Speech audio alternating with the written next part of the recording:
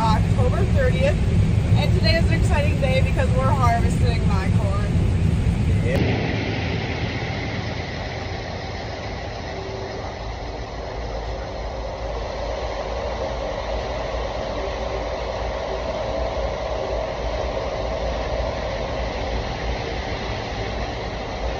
All right, here comes the end of harvest 2024 for Emily.